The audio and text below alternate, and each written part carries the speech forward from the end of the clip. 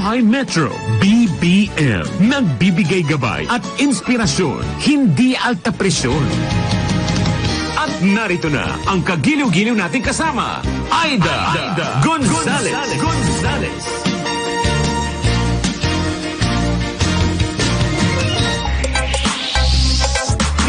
Isa po mapagpalang hapon sa inyong lahat. Welcome po sa isa na namang edisyon ng programang Gabay at Inspirasyon, hindi alta presyon, ang hatid sa inyo ngayong hapon. Ako po si Aida Gonzales. Samahan niyo po ako sa loob ng isang oras, alas 5 hanggang alas 6 ngayong hapon. At syempre, para maiba naman, ano ba ang layunin ng ating programa? Ang ating programa ay magbibigay sa inyo ng motivation, encouragement, dagdag na impormasyon. Yun. Diba? Excited ba kayong malaman yung mga dagdag na impormasyon, kaalaman, encouragement, motivation? Dapat excited kayo kasi alam naman natin kapag ganitong oras na ay siguradong pagod na ang lahat. Gusto nang umuwi ng lahat at yung iba naman nasa bahay na at kasalukuyang naghahanda ng kanilang hapunan. Ano ba ang meron ngayon? Ano bang laman ng kaldero dyan? Ng kawali? Ano bang piniprito natin dyan? Galunggong? Anong masarap ba ngayon? Tag-ulan ha? Sarap ng, yung may sabaw, di ba? Pag tag-ulan, sabi nila, masarap nga daw yung may sabaw. Anyway, bago tayo mag-usap tungkol sa sabaw, ito muna ang ating opening prayer. Father God, salamat po sa araw na ito ng Huwebes. Salamat po sa inyong nananatiling katapatan, kabutihan para po sa aming lahat, Panginoon. Lord, maulan po sa amin sa oras na ito. Nawa po ay hindi naman yung bumuhos talaga na malakas at marami na naman pong babahain. Pero ano man po ang aming kalagayan sa ngayon, patuloy mo po kaming ingatan, bigyan ng proteksyon, at ano man po ang aming kasalukuyang kinalalagyan, nawa ay patuloy mo kaming bigyan ng comfort, Panginoon. Magpakahayag ka po sa bawat isa sa amin. At sa amin pong discussion ngayong hapon, gabayan niyo po kami sa aming mga ibabahaging dagdag kaalaman, encouragement, at ano man po ang mga maisasahing papawid namin na ito ngayong araw. Ito nawa po ay magsilbing gabay at inspirasyon at manatili sa mga puso't isipan ng aming mga tagapakinig. Ito po ang aming prayer sa hapon na ito, in the mighty name of Jesus. Amen and Amen.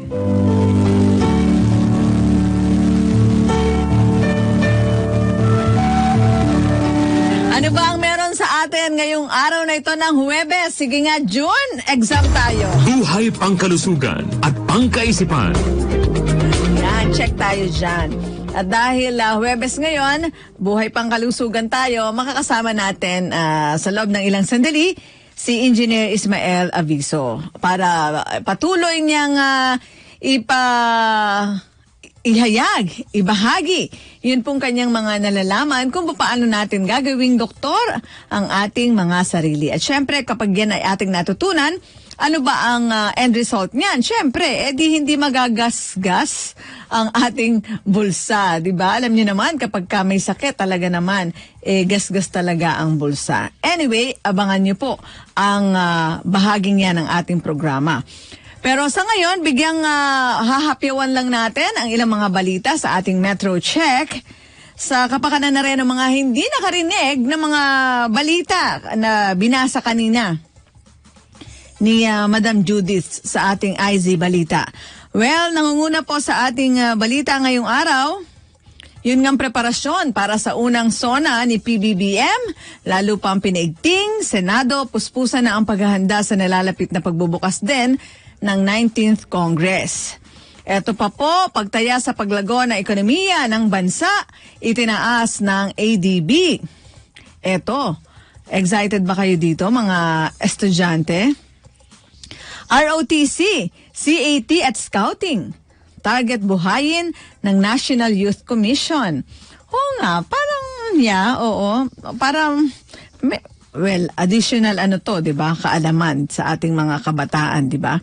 And also may mga na-monitor din tayong balita na, yun nga, namang problema, yun naman yung mga magugulay dyan sa lalawigan ng Benguet dahil sobrang bagsak daw yung presyo ng kanilang mga gulay, walang namimili. Pero dito naman sa Metro Manila, ang taas naman. So, may kailangang ma-resolve kung saan ba nagkakaroon ng problema.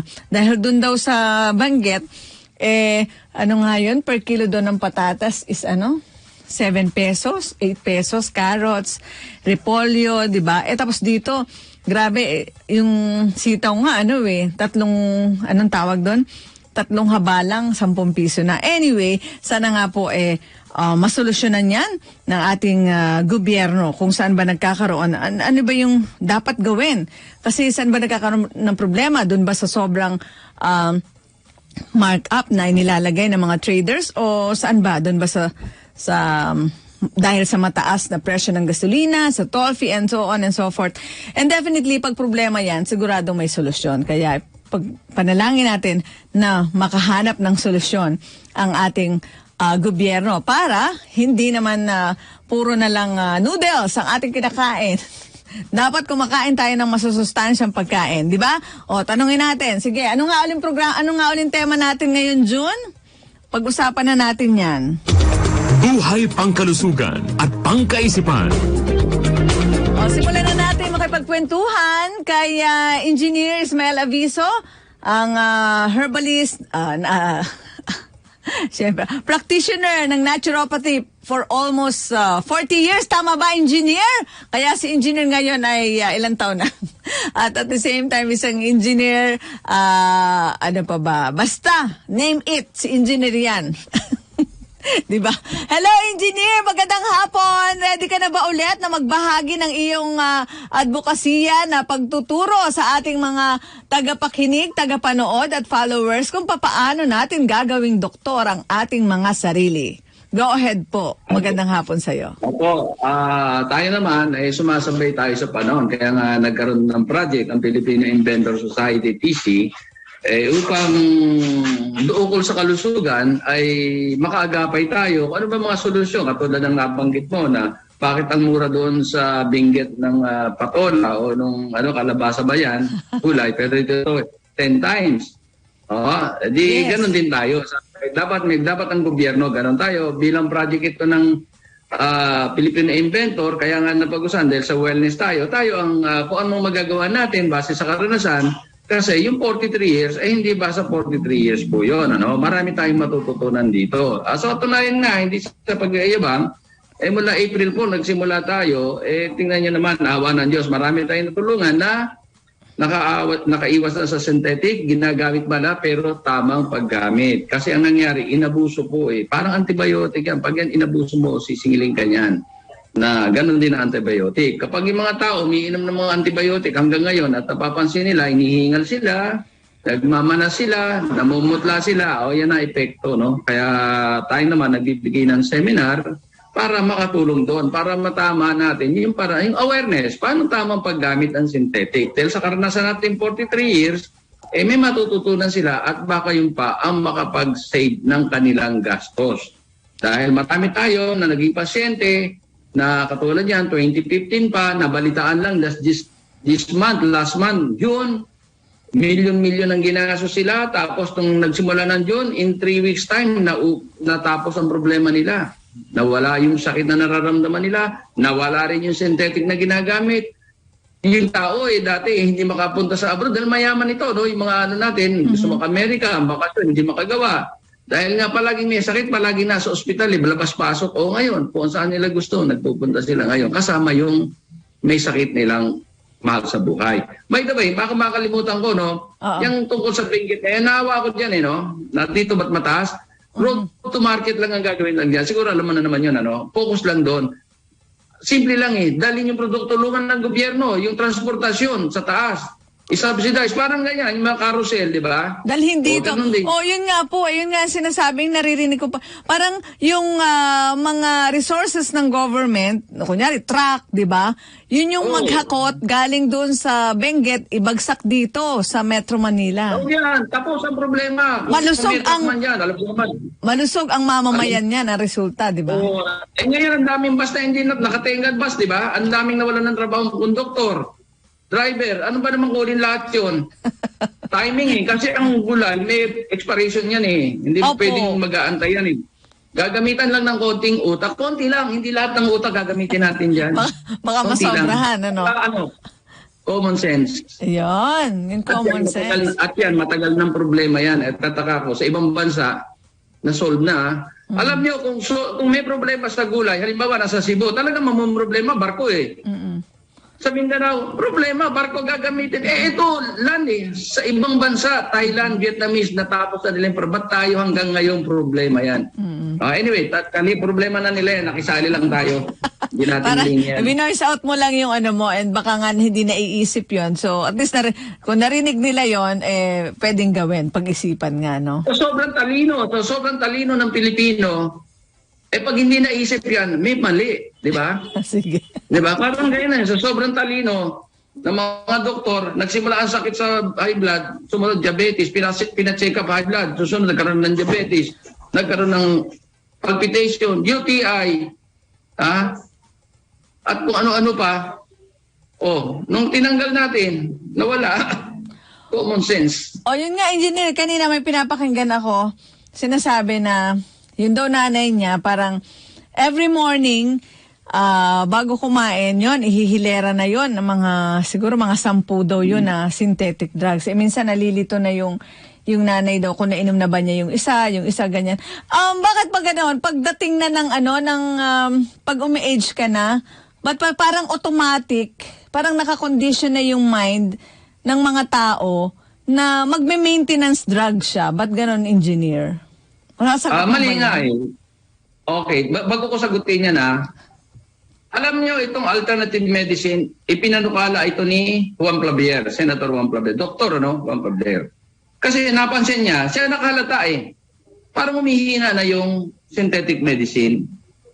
Pumasok yung alternative medicine, kaya nagkaroon ng batas. Kaya ako nandito, Inano yan. Pero hindi nag-process. Kailan pa yan? 1977 pa ata yan Hindi masyadong nagpo-prosper. Anong dahilan? May mali, may kulang. Hindi ko sinasabing mali, may kulang pa. Bakit? Tingnan nyo sa internet, alternative, natural. Narinig ko na yung ginagamit natural. Kahit anong bilhin mo sa internet, sa social media, mga Facebook, etc., na nakagaling doon sa mga testimonial, hindi ka makaka-recover, hindi ka Bakit? Pag hindi mo naalis yung toxic sa katawan, bakit kailangan alisin ng toxic sa katawan? Hindi pwedeng hindi alisin. Kasi ang doktor natin, pag may toxic sa katawan, hindi gagana yan. Hirap yan, hindi makakagawa yan. Kaya, the more nagkakaedad tayo, the more magkaka-toxic. Ba't naman nagka-toxic? Una, saan ka nakatira? Sa Metro Manila. Ang polusyon, napakataas.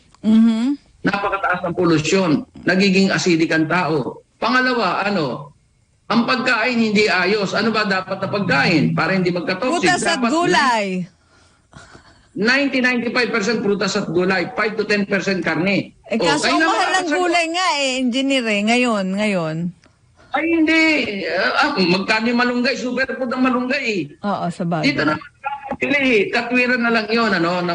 Kaya dito, ang pinag-uusapan natin, hindi naman masyadong science na hindi maintindihan to. Polo nga lang Yung paulito sinabi, power of logical observation.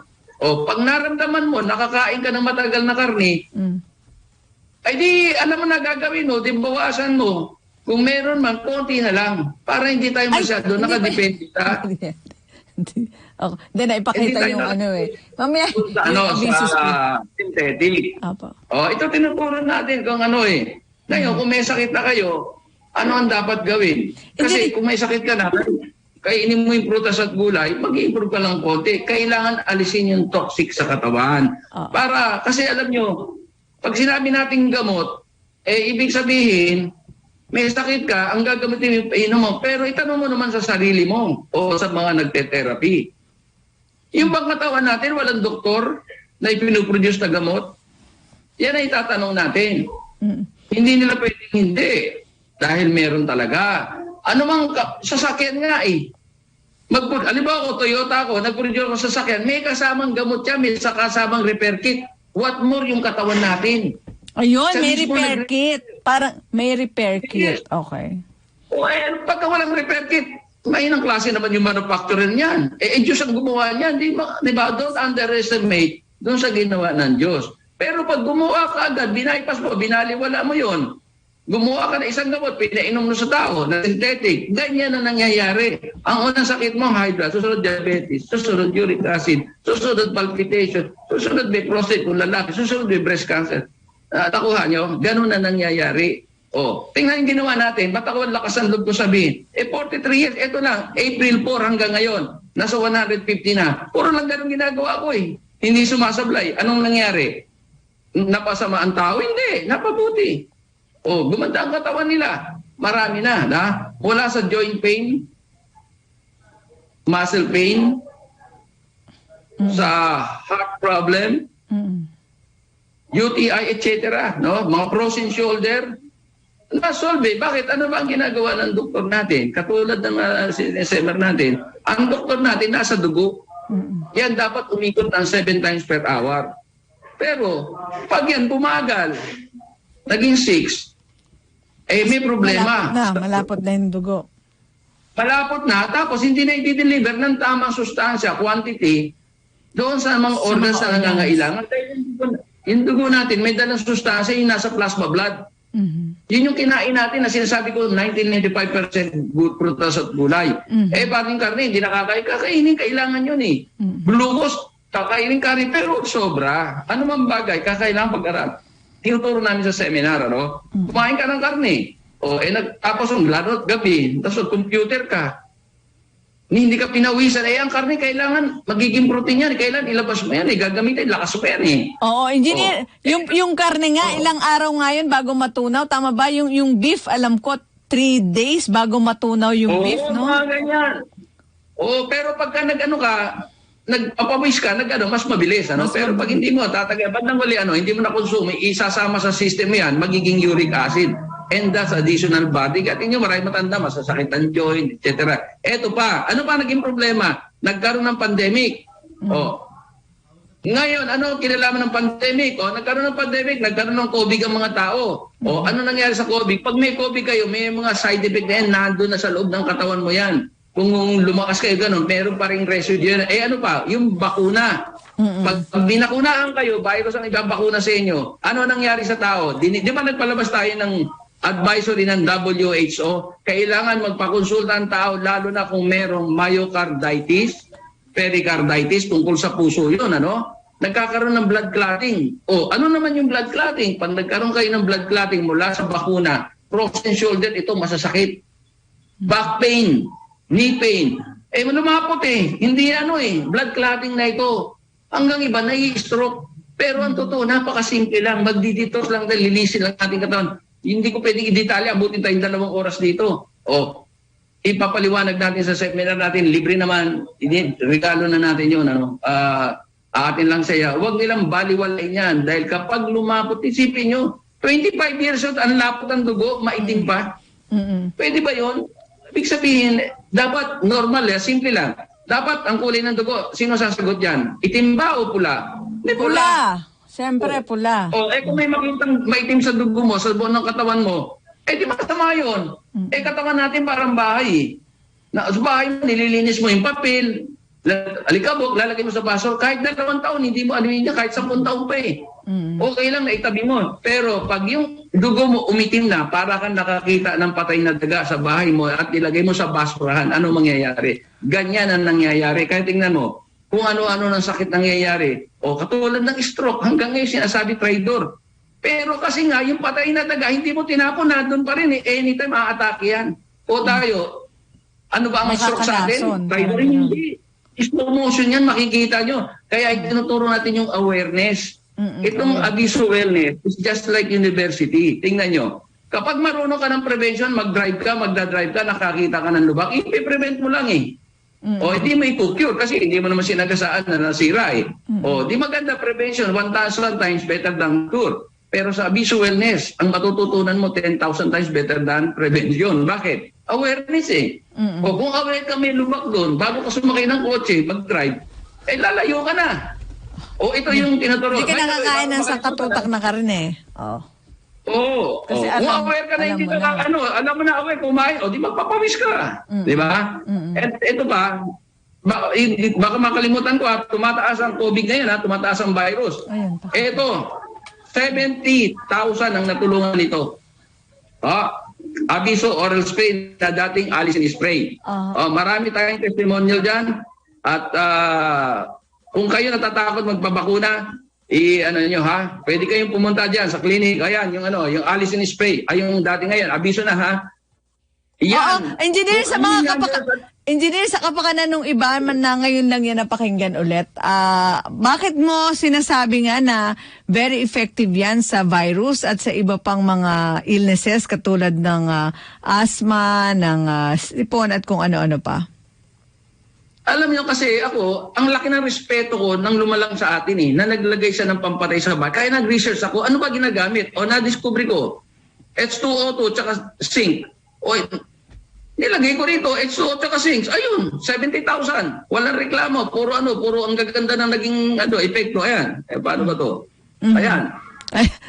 Pakita mo na. Ano, yan. O, yan na yan. Ayan. Wow. Okay. O yan, ngayon may promo kami kasi umaano baka na magreklamo kasi alam mo natin walang mga trabaho-tao. Ayan, kaya nagbigay na ako ng discount. Dati 600 yan, mabibili niya ng 400 lang mahigit. Samantala mo, hanggang linggo na lang ito, pag hindi nila dapat sa isang bahay meron yan. At hindi lang sa virus yan, skin disease, rhinitis, sinusitis, asthma, colds. Pero the best na gagamitin, alam mo kung sino sipunin dyan, maraming sipunin yan, nauulanan, Gamit kayo ng nebulizer. Itinuro ko ba rito yung nebulizer? Oo, nung last week pinakita mo na po yun. Parang imimix lang yun sa Oo, lalo sa mga bata kaysa i-spray nyo. O ilagay sa nebulizer kahit na, may gumamit 6 months di ba? Nabanggit ko, may testimonial tayo. O hindi ma-update yun, bagaganan nyo lang. Ano pa? Halimbawa, dalaga pa kayo, babae, dalaga at binata, nagpag-date kayo, whatever, uso na date ngayon, pwede ng social distancing, di ba? O napapansin nyo, madaling mapanis yung lawan nyo for whatever reason, kaya, di yan ang gamitin nyo. I-nebulize nyo ito, magagabi, kinabukasan, mapapansin nyo, magbabago, kasi malilinis niya, maano niya hanggang sa iso pag sa baba. Kasi si Pilyo, dito lang yan, paano dito, dumadaan ng pagkain na may mga panis-panis na yan dito sa lalamunan, nalilinis niya rin yun. Kasi pag siningot yun, sisingit yan, nadadaan. Mako dyan, fresh na fresh ang breath nyo. Yan ang, eto, inuulit ko, wala akong ginawa na inisip ang chemical para sa mga virus. Kundi ginamit kong, laki kasi ng respeto ko sa paggawa ng Diyos sa katawan natin doon ko lang kinuha. Ganon din sa maraming sakit nating tinitherapy, yun ang nangyari sa atin. Awa ng Diyos, marami tayong natulungan. Nga pala, maraming may frozen shoulder ngayon, Dahil nga dyan sa bakuna, nagkaroon ng blood clotting, marami nagpapakairo. Tama yan, marami, marami nakakatulong. Pero ingat kayo, merong kairo na iba, bago kayo magpakairo, kailangan ma-evaluate yung katawan nyo. Ma-evaluate kung karapat dapat ba i-kairo dahil may mga nai-stroke dyan, may napaparalyze. Unang titingnan yung dugo kasi iba ang dugo ng tao, masyadong malapot pagka pinuwersa mo, hindi susunod yung laman. Lalo na gine-jerk dito. Kasi ang kairo, merong low, medium, high, extra high. Pag nasa high and extra high kayo, siguraduhin yung kondisyon ng dugo nyo at wala kayong problema dito sa cervical. At may mga issue yan na pagka sakit na hindi kailangan low lang. Sa akin, hindi ako masakit ang leg mo, masakit ang frozen shoulder, hindi ako nakadepende sa Cairo. Ginagamitan natin blood analysis yan. Yeah. Ginagamitan natin ng muscle conditioning. Tinitingnan natin kung may problema sa cervical. Hindi ako nakadepende ng sa Cairo para mawala yung frozen shoulder nyo. Kaya ako, nagagamit ko low and medium, walang problema. Pero pag na high and extra high ang treatment nyo, ang application nyo sa Cairo, may problema yan. Unless na pasado kayo, na-evaluate kayo, na wala kayong blood clotting. Ito, ituturo natin kung pasado kayo o hindi. Kayo mismo makakatuto. Libre natin binibigay yan. Dahil ang daming may problema ngayon ng frozen shoulder and back pain. Ngayon, makikita nyo, nasa sa YouTube ko, makikita nyo ngayon. Opo. YouTube ko, Ismael Abiso Channel, yung YouTube ko. Makikita, pwede nyo puntahan. Makita nyo mga tinitero namin, magic lang. Sandali lang, minuto lang.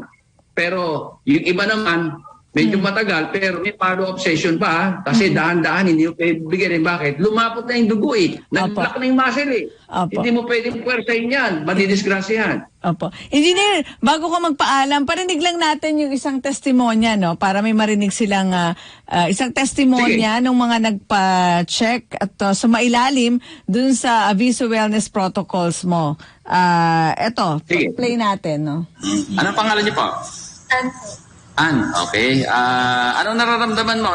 Bakit ka nagpunta sa Aviso Wellness? Dahil po sa hyperthyroidism at thyrotoxic heart disease. Oo, anong nararamdaman sa katawan mo? Sobrang palpitation at sobrang sakit ng heart. Sobrang sakit ng heart. Hingal ka ba? Sobra, lalo na kanina. Pero kada konting galaw ko kasi talagang mahirap para sa akin, masakit. Yung mga sakit sa katawan.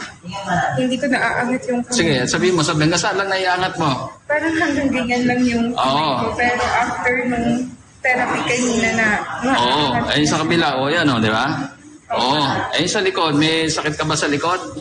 sobrang sakit nung sa may part ng bandang baba, sa may gulugod. Oo, ngayon tinerapi ka, di ba? Wala pa tayong ilang minuto sa oras pa. Opo. Ano, may nabawas ba sa sakit? Nawala na yung sakit. Ay, Mula taas pa baba.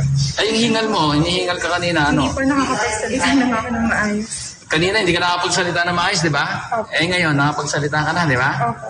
Huwag mo awayin ang asawa mo ha, pagka maano ka na magsalita ha. Yung palpitation mo, yung nararamdaman mo. Ngayon, wala talaga ako nararamdaman. Wala ka nararamdaman? O, unang session lang ito ha. Pero unang session, babalik ka dahil meron kang issue sa katawan mo ha. Sa matas. Sige ha, pasalamat ka sa Diyos at nag-improve agad. Okay, alright. Engineer, sige po. Kailan lang po yun nagpa-check up dyan sa Aviso Wellness? So, okay na po siya. Last week lang yan eh. Last week lang yan eh. Kasi yan, isa sa bakuna, no? Ina-epekto na yan eh. Kaya lumalapot ako, no? Nagsipin nyo, naalis siya sa trabaho dahil hindi siya makapagtrabaho nga. Hindi naman naalis ata, parang pinagbakasyon siya. Hindi ba ka hinihingal eh. Ewan ko ngayon, kung ano na, kung, sabi ko, balik ka ha. Ay mukhang nakapagtrabaho na. Baka bumalik sa bukas. Ano? Kailang follow-up session.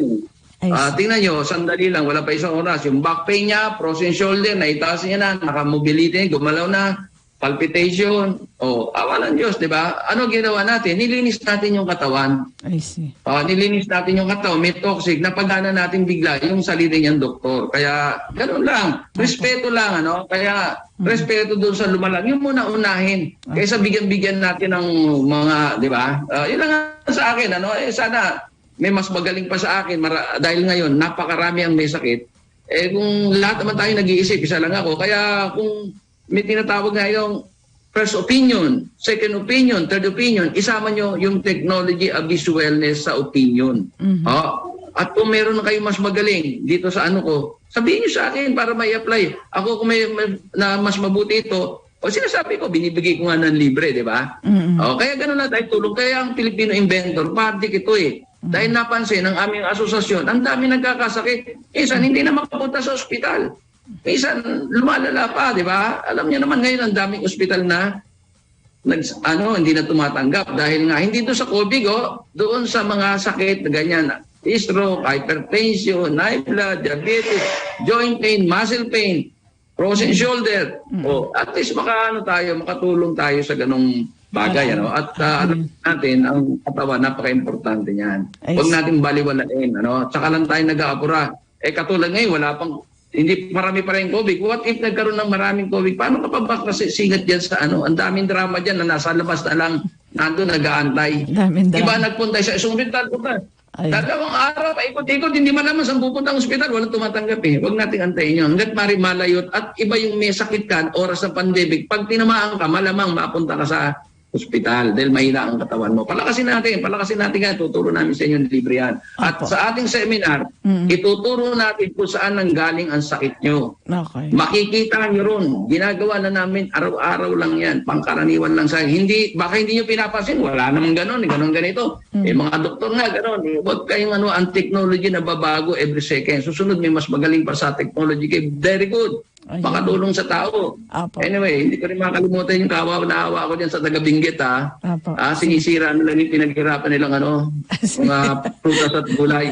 Ganun lang, road to market, suportahan ng gobyerno, libreng sasakyan, dalhin nila rito. Apo. Di magkano rito? Simple lang eh. Sige. Ayan. Pasensya na. Sige po, ayun Emotionally, talaga, naging passionate ka lang na matulungan din sila. Anyway, kung gusto niyo pong subukan ang Aviso Wellness Protocols na ginagawa po ni Engineer Ismael Aviso, na isa rin pong naturopathy practitioner, ito po yung number. Pakita nga yung yung address. Maika, pakisabi kayo dyan, yung address. Yan. Ito po yung number. Ito yung number na pwede niyo pong kontakin. 093, hindi yan, pwede yan. Tapos yung isa, 0932-301-9232. Ayan, ang number. 0932-301-9232. Yung isa pa, 0927-437-8192. At sabi nga po ni Engineer kanina, panoorin nyo rin po yung mga video niya dun sa Ismael Aviso YouTube channel. Ayan, okay? Thank you, Engineer! Salamat po! Salamat po. Okay, salamat po. Ayan. There you have it, si Engineer Ismael Aviso sa kanya po mga ibinahaging kaalaman kung paano po natin gagawing doktor ang ating mga sarili, paano po natin maiiwasan ang pagpapa-ospital, at kung paano po natin matitrace kung saan ba nanggagaling yung ating mga karamdaman. Yung kung paano yun tutuldukan, hindi yung pagkatapos ng isa may kasunod na naman. So yun po, again, yung number niya, 0932-301-9232. Babalik po ang programa BBM, nagbibigay gabay at inspirasyon, hindi alta presyon.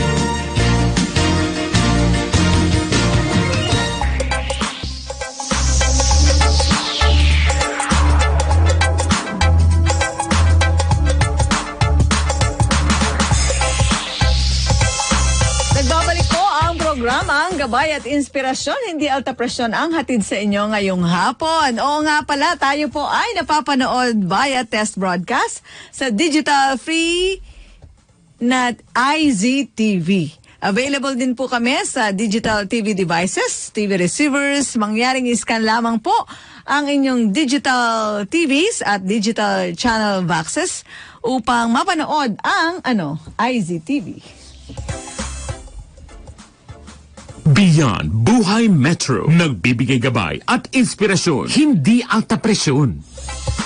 O habang kayo po ay nagluluto, karamihan po sa inyo, mga nanay, nagluluto na sa ngayon. Ano ba? Anong meron? Meron ba pa bang laman ang palabigasan? Ganon. Meron pa naman yan. Meron pa yan. Oo. Tapos, nagkasya ba ang budget? Siguradong nagkasya yan. Pagkakasyahin niya ni Lord, di ba? At sa mga ganun din, kung kayo naman po ay kasalukuyang nakikipagbuno pa sa bumper-to-bumper na sitwasyon, dyan lang po kayo. Samahan niyo po ako hanggang alas 6 dahil siguradong magkakapakinig po kayo ng mga encouragement, motivation at dagdag pang kaalaman. Katulad nitong segment natin na ito na... Mare, meron ka bang gustong malaman o maliwanagan? Narito na ang Mare Mong Concern, Marecon. O taas sa mga paa. Ganon. Sino dyan ang mga nagbabalak na bumili ng kotse, mga mare? Siguradong isa yan sa mga ambisyon nyo, di ba, Maika? Gusto mo ba magkakotse? O sabi ni Maika, oo naman po.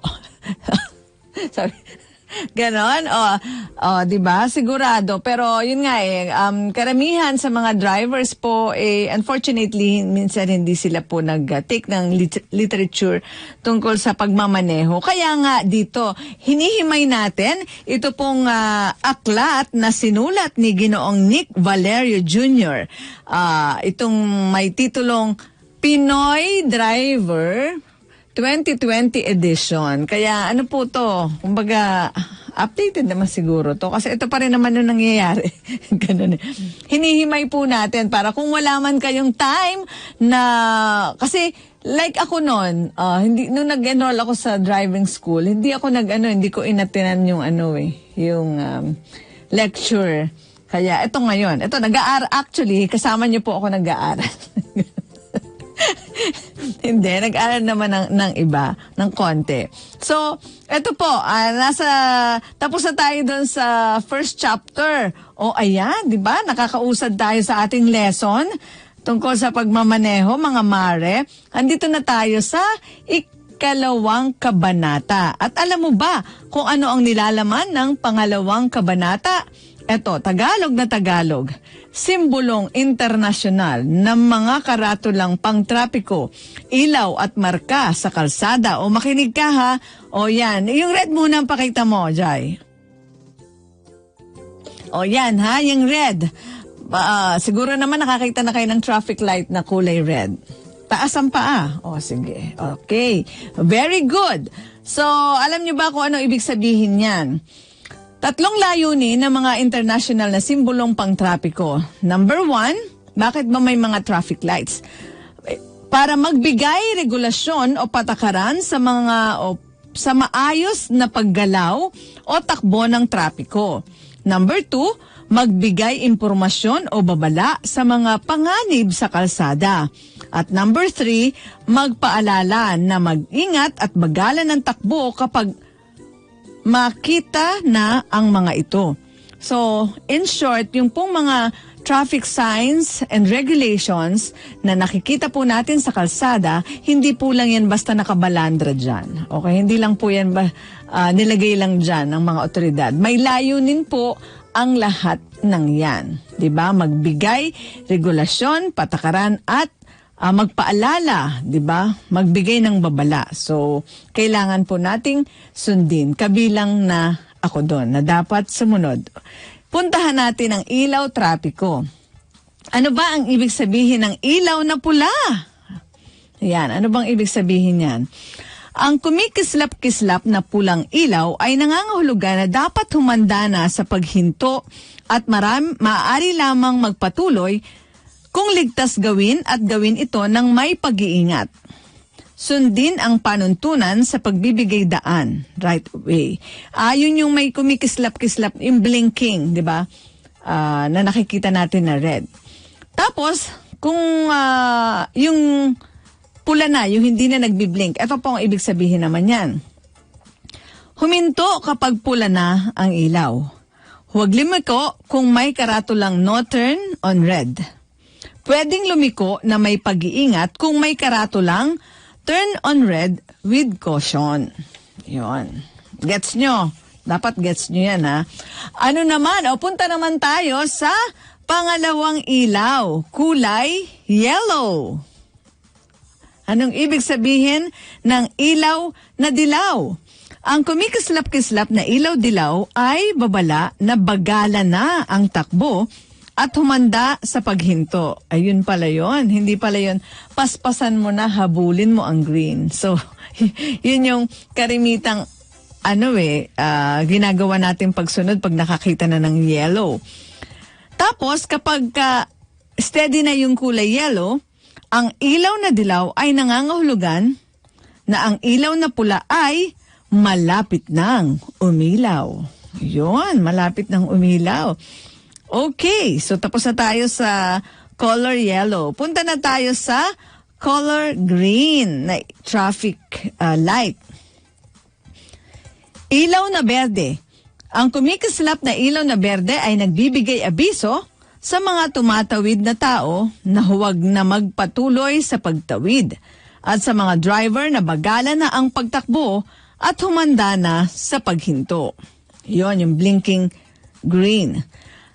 Ang ilaw na berde kapag naging steady na po yung kulay green, ito naman ay nangangahulugan na go o patakbuhin na ang sasakyan ng may pag-iingat pagkatapos matingnan ang kanan o kaliwang bahagi ng daan. O yun, minsan kasi nga po, may mga driver kasi na walang pakialam sa traffic lights 'di ba? Kaya minsan din hindi nga, yun nga po kaya nga dapat pag nagda-drive tayo, palaging defensive driving, yung parang posibleng may mga hindi nga sumusunod. Kaya tayo, kahit na gusto natin ang sumunod talaga, minsan nadadamay tayo dun sa hindi mga maaayos magmaneho. Kaya, ang pinapayo po ng mga eksperto, kailangan lagi tayong may pag-iingat. Oo, kasi para hindi tayo madamay. Magbigay daan sa mga tao o sasakyan na tumatawid pa kahit nakailaw na ang berdeng ilaw. Kung ikaw ay paliko sa kaliwa o kanan, magbigay daan sa mga pedestriang o sa mga padiretsong sasakyan. Yan. O yun, kung ikaw ay paliko sa kaliwa o sa kanan, magbigay daan sa mga padiretsong sasakyan. Siya yung mas may right of way. O yan, naintindihan na ba natin? Sana naman ay naintindihan na po natin. Ano nga ulit yan? Ano nga ulit yung segment na yan? Para maalala ng ating mga mare?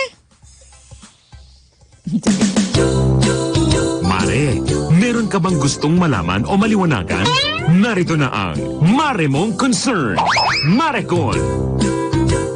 So kapag naging kabisado nyo na yan, mga mare, pwede na kayong bumili ng kotse at magmaneho. Tama? Ang oras natin, 5:49 ng hapon. Pupunta naman tayo sa iba pang bahagi ng ating programa. Ano nga ang ating programa, June? Programa natin. Ako tinitingnan. Beyond Buhay Yan. Metro. Nagbibigay gabay at inspirasyon, hindi alta presyon. At dahil 10 minuto na lamang po tayo at magpapaalam na sa ating programa, punta na tayo sa dalawang teka muna ha, wait lang. Teka, baka teka. Sige. Ayan, sige. Punta tayo sa dalawang, meron pala akong titingnan dito. Wait lang. Oo, wait lang. Sige, ulitin mo lang yan. Oo, ulitin mo lang yan, ha, June? Oo. Wala tagal Meron sana akong wala, di ba na, hindi ko makita Sige, punta na tayo sa dalawang iiwan kong segment sa ating mga tagapakinig, tagapanood at sa ating mga followers. Ano yun? Unahin natin ang Usapang gusto ko na kayong pangitiin sa oras na ito. Kaya eto na po ang Usapang Kwela. Ang tanong, makinig mabuti, kahit walang premyo. Yan, makinig mabuti. Bakit maswerte ang kalendaryo? Sagot. Sabi ni Maika, dahil marami siyang dates. Oo nga. Oo. Sana all. Yan, sana all. Sana kapareho ka ng kalendaryo. Sagot ka, Maika. Ito pa, isinunod ko na lang to, i-back to back ko to. Kasi, ito naman, kung maswerte ang kalendaryo, may tanong din, bakit malungkot ang kalendaryo? Sagot. Ang sagot, kasi bilang na ang araw niya. May reklamo? May reklamo kayo? Hindi kayo natawa? I'm sure natawa kayo, di ba? Natawa kayo dyan. So dahil napatawa ko na kayo, eto na ang isa pang bahagi ng ating programa na iiwan ko rin po sa inyo ngayong araw. Ito ay Gabay sa Matamis na Buhay. O ayan.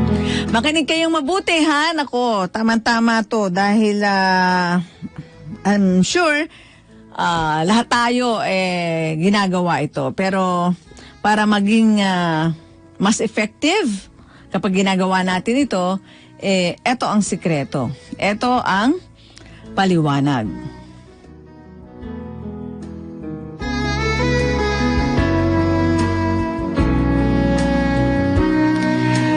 We believe that there is power in prayer. But how can we place power in our prayers? We might be praying regularly, tama? And if there is a very important spiritual activity that we need to do more than anything else in this time of crisis is to pray, di ba po? But some says, your prayer is good, but what the need of the hour is not merely just to pray. but to pray with power.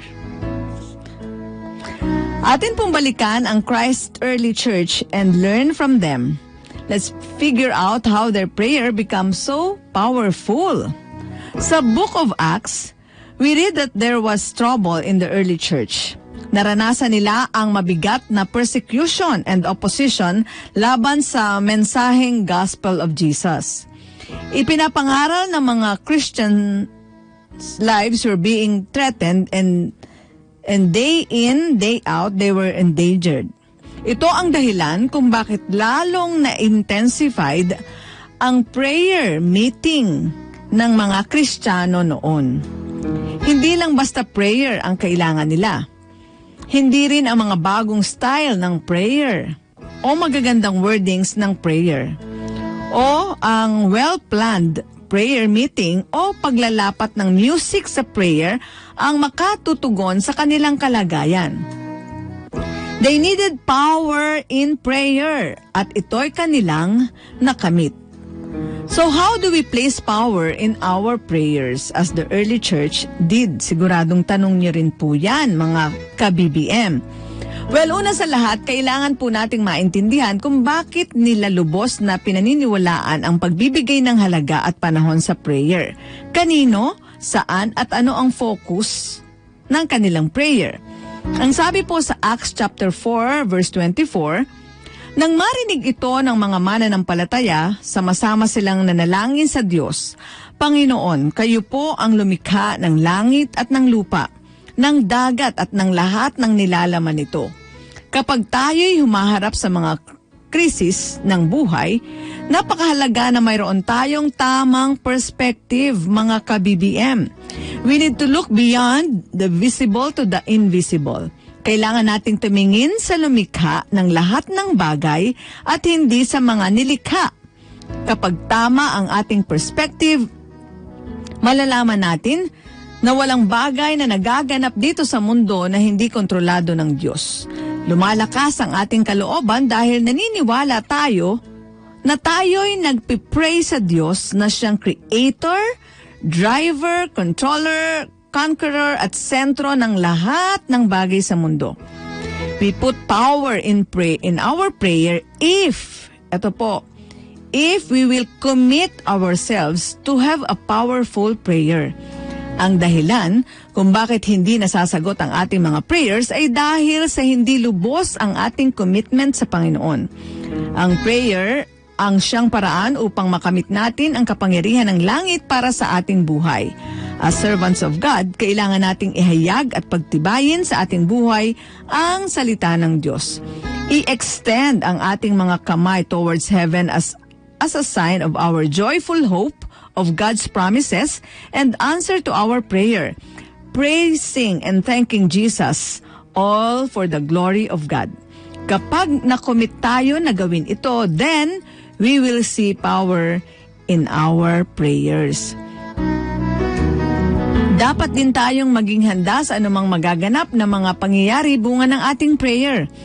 Ang sabi po sa Acts 4:31, pagkatapos nilang manalangin, nayanig ang kanilang pinagtitipunan. Silang lahat ay napuspos ng Espiritu Santo at buong tapang na nangaral ng salita ng Diyos. Natanggap nila ang panibagong kapuspusan ng Holy Spirit. Naging matapang sila sa pangangaral ng good news about Christ. More than anything else, the church achieved unity and cooperation at ibinuhos ng Diyos ang lubos na biyaya. Ito ang sabi sa Acts 4:32 hanggang 33. Nagkakaisa ang damdamin at isipan ng lahat ng mananampalataya at di itinuturing ni numan na sarili niya ang kanyang mga ari-arian, kundi para sa lahat. Taglay ang dakilang kapangyarihan, ang mga apostol ay patuloy na nagpatotoo tungkol sa muling pagkabuhay ng Panginoong Hesus at ibinuhos ng Diyos ang kanyang pagpapala sa kanilang lahat. Bilang mga followers and disciples of Christ, ating tungkulin ang mag-testify at mag-preach ng gospel of Christ. But to be ready and worthy to share it, we need the power through prayer. As I conclude this insight, let us all be reminded that the power of prayer is not in the person praying. It's not a magic formula. It's not keywords. It is an open heart, humble, and filled with awe of who our mighty God is. The power resides in the God who is being prayed to. Ang sabi po sa 1 John chapter 5 verse 14 to 15, this is the confidence we have in approaching God, that if we ask anything according to His will, He hears us. And if we know that He hears us, whatever we ask, we know that we have what we ask of Him. At yan po ang Gabay sa matamis na buhay. At dyan na po natin winawakasan ang isang oras nating programang Beyond Buhay Metro. Salamat po sa ating mga nakaagapay, nakasama sa pagsasahimpapawid. Si Jai sa ating SOCMED, si Micah, Rashid, and Iriam sa newsroom at sa atin pong CA department. At ang ating co-pilot, si June Aguba. At ang kanyang bodyguard sa loob ng tech room ay si Fred Belamala. O, diba? Iyan na. Pag di ka pa naman, nahawahan yan eh. Nang galing, 'di ba? Yan. Salamat din po sa ating mga mga naging tagapakinig, Luzon, Visayas at Mindanao. At ganun din sa mga OFWs po na tumutok sa atin all over the world. Thank you. Mga taga-transmitter, ganun din po sa engineering, marami pong salamat sa inyo. Mga nanood sa amin po ng live sa FB, ganun din po sa YouTube. Thank you. Ako po si Aida Gonzalez, marami pong salamat. Magandang hapon. To God be the glory. Bye-bye. Ingat po sa biyahe. Susunod na ang trending ngayon. Kasama sina Rashid L. at Iriam S. O, diba? Sige po. Bye-bye. Magandang gabi. Sa'yo, tatalakayin mga makakabuti sa'yo. BBM, nagbibigay gabay at inspirasyon, hindi alta presyon.